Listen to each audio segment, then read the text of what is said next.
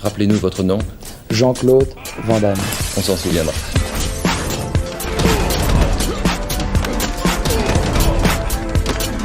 Van Damme Express.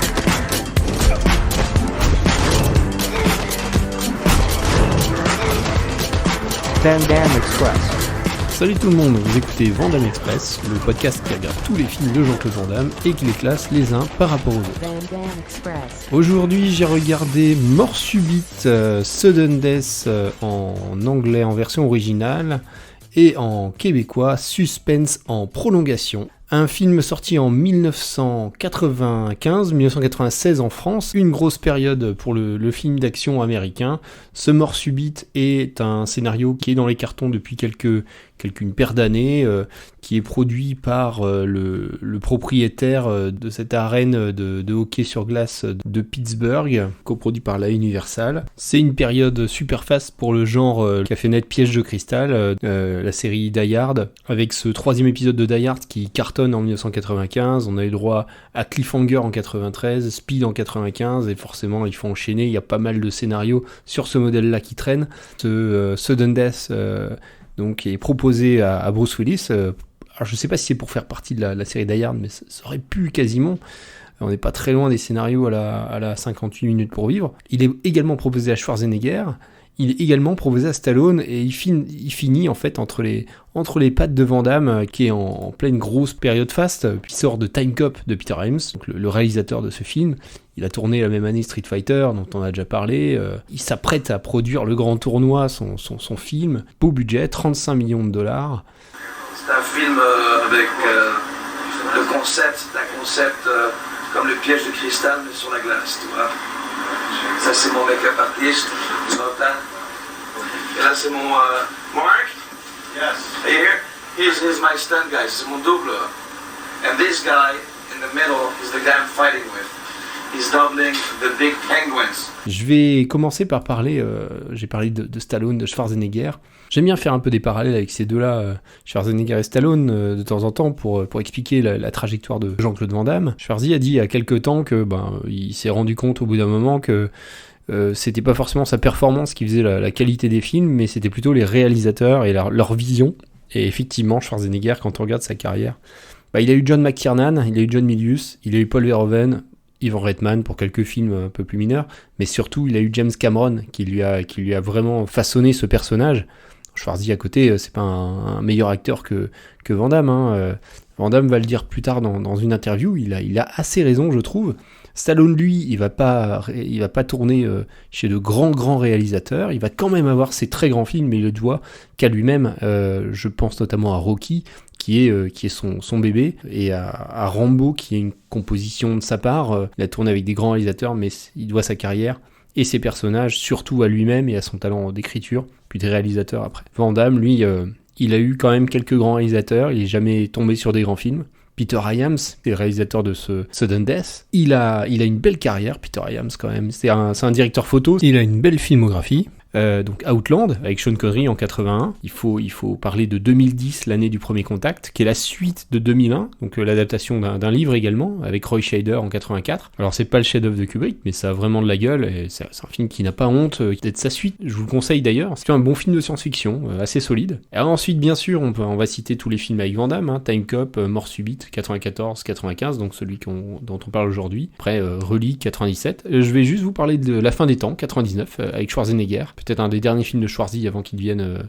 gouverneur. Plus récemment, Enemies Closer avec Van Damme. Et on reste dans la famille, c'est le père de John Hyams qui fera 3 films avec Jean-Claude. Je vous ai parlé de Die Hard. Eh oui, on est complètement dans un Die Hard-like. Donc le scénario c'est un match de hockey. C'est la finale de la Stanley Cup entre les Penguins de Pittsburgh et les Blackhawks de Chicago. Le vice-président des États-Unis et d'autres huiles comme le maire de Pittsburgh assistent en tribune d'honneur à ce match. Bien entendu, il y a des terroristes qui débarquent, dirigés par un ancien du FBI. Donc, ils prennent d'assaut la tribune présidentielle.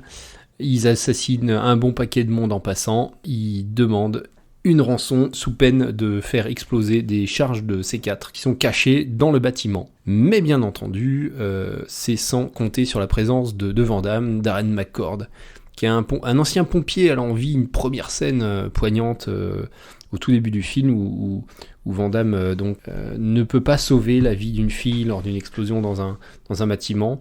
Il va abandonner sa carrière, on le retrouve au début du film complètement perdu, il a ce boulot de responsable de la sécurité dans ce stade de hockey. On le voit aussi visiter ses enfants, on comprend qu'il est séparé, donc on voit le nouveau mec de sa femme et ses enfants qui l'adorent, mais à petite intrigue familiale avec son fils qui ne croit pas en lui, qui pense que c'est un minable. Tu es venu avec qui? Eh ben mon papa, c'est lui qui commande. C'est le patron, il est fort et il a jamais peur. Il va me chercher partout et quand il m'aura retrouvé, ce sera votre fête. Oh, mais j'en tremble déjà. Pourquoi dis-tu que c'est le patron? C'est lui le chef des pompiers, il s'occupe de tout pour pas qu'il y ait le feu, des blessés et tout ça. C'est quoi ce patron-là? Son père est peut-être un pompier auxiliaire. On en recrute pour les événements importants. Ouais, retourne en bas et regarde si tu ne vois pas un père affolé qui cherche sa fille.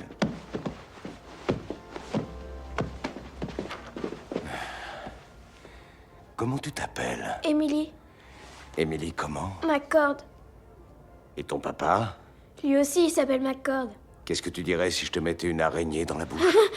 Je veux son nom en entier. Darren Francis Thomas McCord. Merci. Renseigne-toi sur lui. De l'action non-stop, pas de temps mort, mais une mort subite qui fait office de dernière partie du film.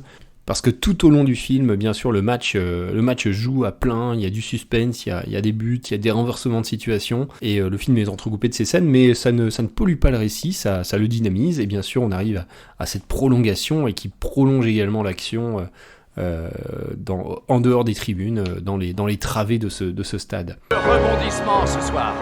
Quelle partie! Il va y avoir du suspense en prolongation. Mort subite. Mort subite. Ah, Paul, je n'ai plus de voix.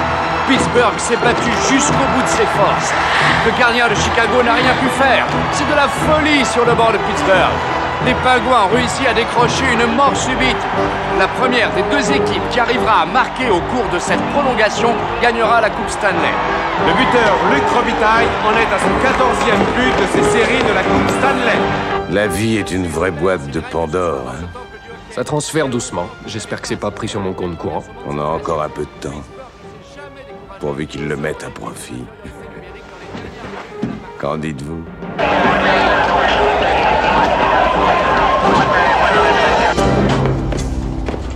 Je vous ai dit que c'était un Die Hard-like, bah ouais, c'est le modèle Die Hard appliqué à la lettre, à peu de choses près.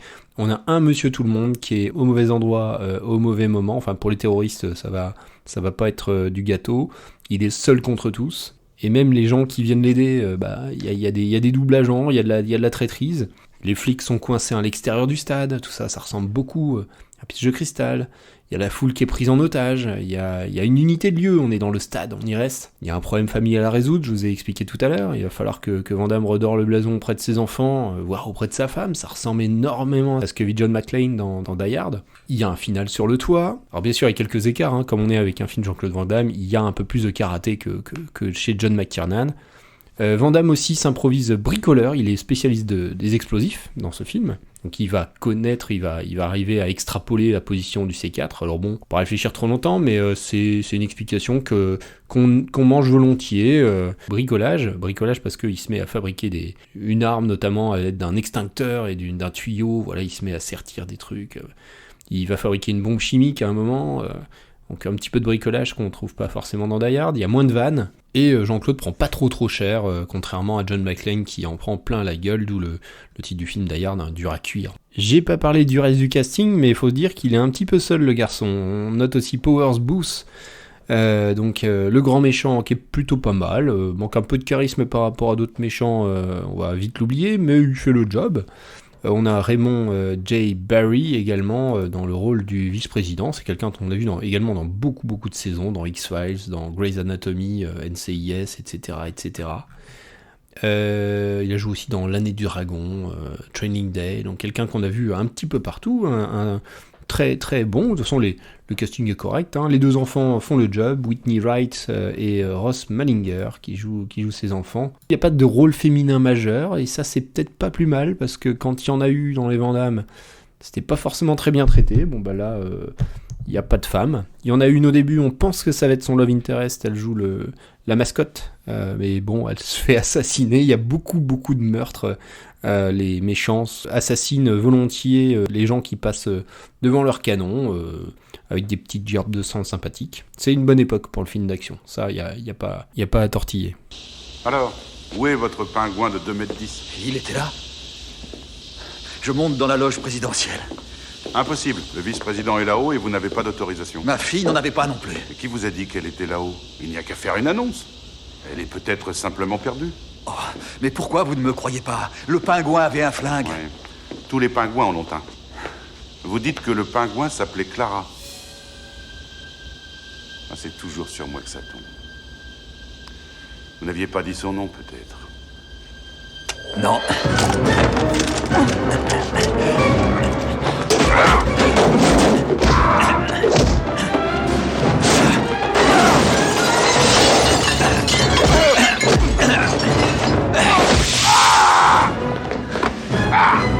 Qu'est-ce qui se passe ici, bordel? Je t'emmerde. La gamine étoile, allez vous faire foutre. Où est-elle? Je sais pas. Oui? Monsieur McCord, Matthew Hallmark, service secret. Comment est la situation? Dégueulasse. Depuis quand vous êtes au courant? Officiellement, on ne l'est pas. Les individus ont investi la loge. Ils ont pris tout le monde en otage. Ils retiennent aussi ma fille. Continuez. Il y a des agents en faction devant l'ascenseur privé. Oui, 2. Envoyez vos condoléances à leur famille. Vous avez été au contact des agresseurs? J'en ai tué 2. Ça vous va comme contact? C'est le grand moment des notes et du classement.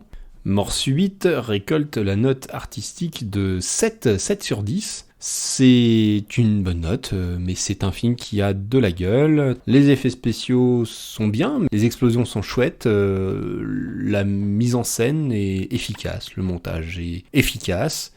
Les comédiens sont plutôt tous bons et le scénario tient la route pour un genre de Die Hard-like. J'ai trouvé ça un petit peu moins bon que Time Cop, je lui ai mis un point de moins, du même réalisateur Peter Hyams. Je joue pas à grand chose. Au niveau bagarre, j'ai mis également une bonne note, puisque j'ai mis 7. Bah oui, c'est un bon film d'action, il y a des excellentes bagarres qui restent en mémoire. Je pense le clou du spectacle, c'est sa bagarre dans les cuisines avec la mascotte des Penguins, donc une peluche de pingouin géant. La bagarre est assez jouissive, mais tous les combats, tous les fights sont très lisibles, très sympas à suivre. Ils se servent des ustensiles, des objets, du décor, c'est très ludique. Et Van Damme, il envoie de la tatane. Petit bonus Jean-Claude 2+1. Pour une fois qu'on trouve Jean-Claude dans un projet qui peut le mettre en valeur, un projet porteur, et plutôt un film très correct, je lui ai mis un +1, alors ça fait une moyenne de 8. Alors bien sûr, c'est moins bien que l'original, c'est pas Piège de cristal, c'est pas Une journée en enfer, ça c'est clair. Je suis pas sûr que ça soit beaucoup moins bien que 58 minutes pour vivre, par contre. On est dans le haut du panier du Die Hard-like, c'est moins bien que Speed quand même, mais ça va être mieux que Under Siege avec Steven Seagal. Alors c'est vraiment bien, c'est un bon film, 8 sur 10, ça le classe assez haut. On est en 7ème position, sous Full Contact de Sheldon Lettich, au-dessus de Double Impact de Sheldon Lettich. Et voilà, une bonne 7ème position. Ce film aura un remake en 2020 avec en star Michael J. White. Alors c'est un direct to VOD, on dit aujourd'hui. Michael J. White, c'est marrant parce que c'était le méchant dans le 2e Universal Soldier. Moi je l'ai pas vu, mais tout a l'air d'indiquer qu'il s'agit d'une sombre daube. Allez, on se refait le top 10 rien que pour le plaisir. Premier Chasse à l'homme, toujours en première place depuis le 15e épisode. Ensuite on a Kickboxer, 3ème position, Bloodsport, ensuite JCVD, Time Cop, Full Contact, Mort subite en 7ème position, Double Impact, Lucas et Risque Maximum qui ferme la marche des 10 premières places. Et on rappelle juste les 5 derniers pour le plaisir également. Donc on a en 27ème place Street Fighter, l'ultime combat, qui sera l'année d'avant, c'est quand même étonnant ce grand écart.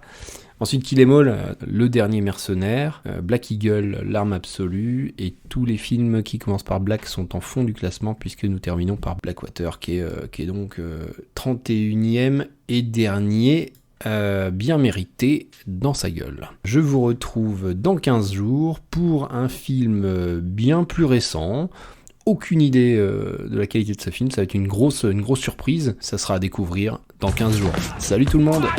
Van Damme Express.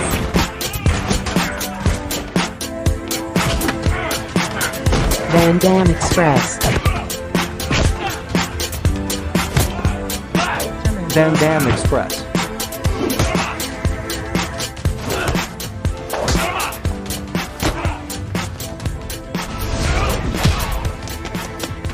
La route. Là où on va, on n'a pas besoin de route.